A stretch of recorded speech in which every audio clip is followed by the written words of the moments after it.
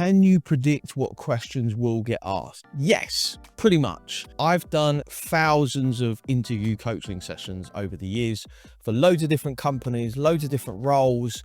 I'm completely role agnostic, from everybody from apprentices to VPs, directors, C-level executives, and it's all pretty much the same stuff. Most interviews have 7 questions, particularly when we're talking about video interviews. And when I say 7 questions, I mean 7 questions or less.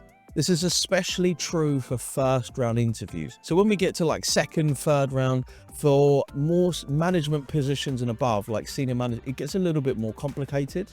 But we're kind of thinking that we're going to be asked 3 to 7 questions. For video interview questions, it's very rare I come across a video interview more than 5 questions. So I can pretty much predict they're going to say, let's take Goldman Sachs for an example. They're going to go, why do you want to work for Goldman Sachs?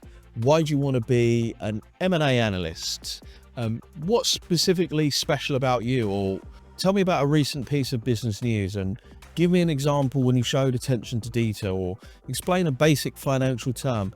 It is pretty easy to predict what the questions are going to be, or at least the general topic of such a thing.